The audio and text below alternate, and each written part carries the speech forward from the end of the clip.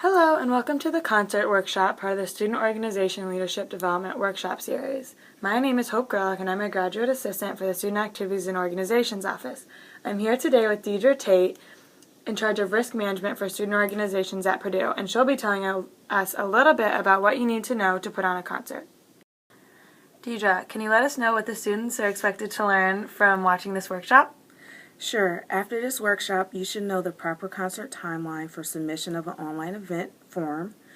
You should know that funds to put on a concert must be in your account prior to planning. And you should also know that contracting must be approved by Purdue staff, not student officers or representatives of the student organization. We'll give you a minute to do a little further reading.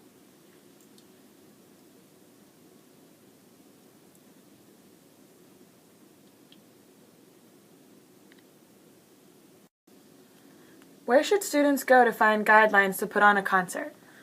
All student organizations have to adhere to rules that are established in university policies and also those that are established in the Purdue Concert Guide.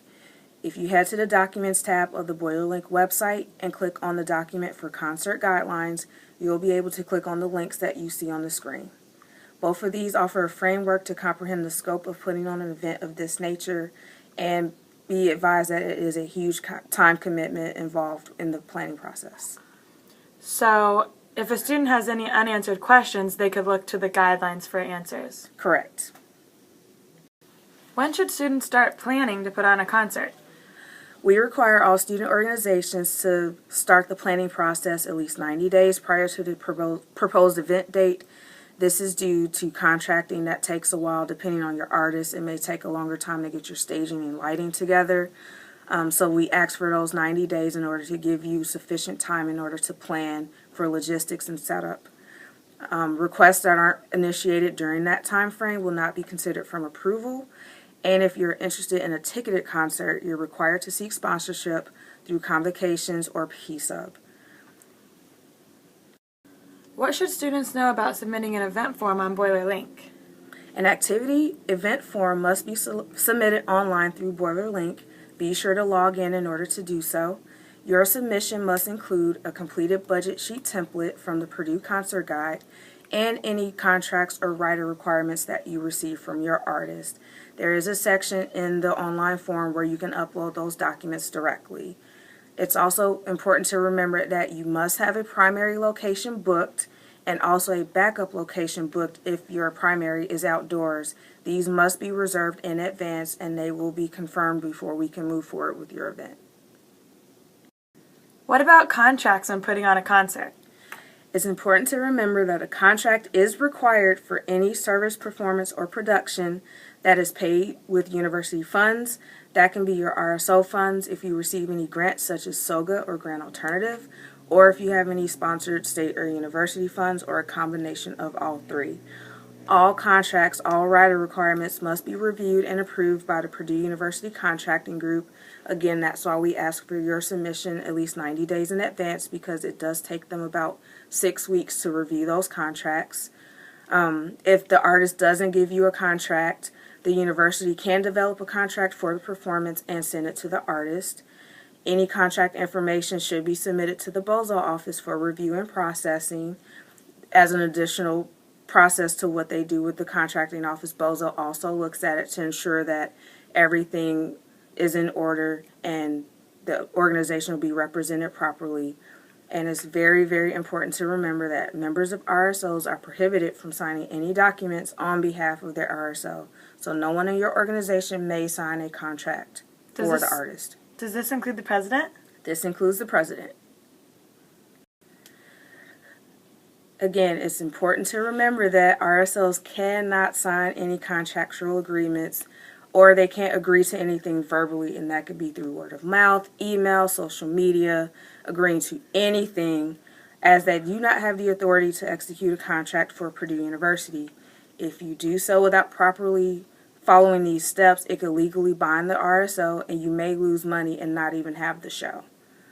If approval hasn't been given to sponsor a show, it can result again in a huge financial loss of organization funds, and your organization could be sanctioned. So again, please remember that RSOs and their members acting on their behalf cannot utilize a representative, a promoter, agent, middle agent, or manager and compensate them to plan a show on the organization's behalf, regardless if the event takes place on campus or off campus. So you can't use a promoter, you can't sign a contract. It's best to make sure that you turn in all of your documents on that online form, let the BOZO office and the contracting group execute those on your behalf. What happens after a student organization submits their online form? After the form is submitted, it'll go into the online queue where one of the members of SAO will review it. They'll pass it along to the Safety and Compliance Administrator, who will then set up a meeting with the student organization, BOZO, and the administrator in order to discuss the event, the Purdue concert guidelines, and the proposed budget. If it's determined during the preliminary meeting that a comprehensive plan is in place and that the student organization is financially sound, the Safety and Compliance Administrator will set up a time for the RSO to meet with the Campus Safety Panel Committee to discuss the online form and logistics plan. This meeting takes place bi-monthly from 8 a.m. to noon on Wednesdays. In the committee are people from PUPD, PUFD, Fire Protection, Risk Management, Emergency Preparedness, BOZO, and sometimes the City of West Lafayette Police and Fire. Please be advised that even though you're meeting with the panel, an offer still has not been made or confirmed with your artist. During the panel meeting, committee members will share additional tasks and recommendations or requirements to ensure that you're in compliance with state regulations and codes.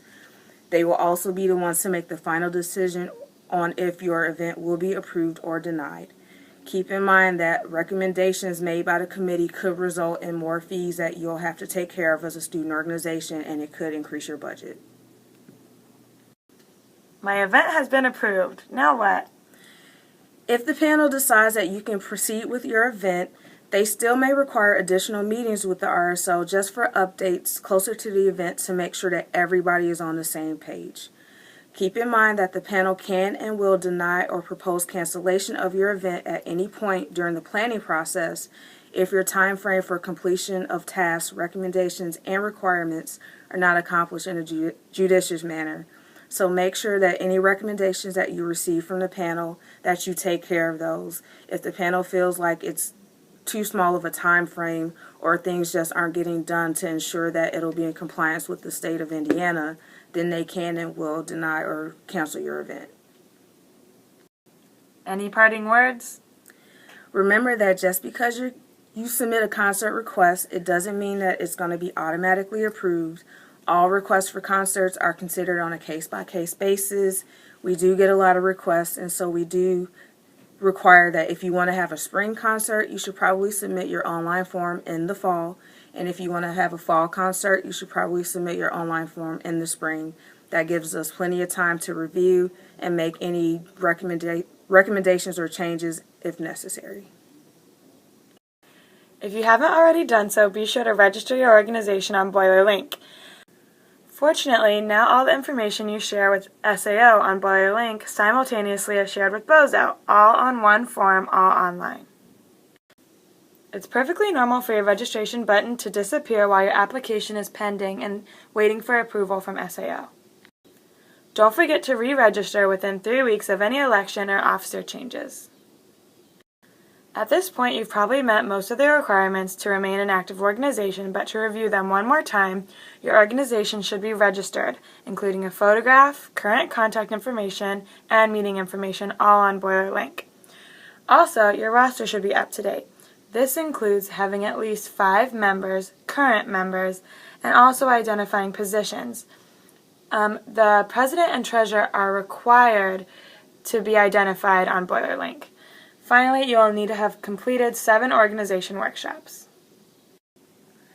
Thanks for listening to the online workshop. We look forward to seeing your events in the online queue. Have a good day.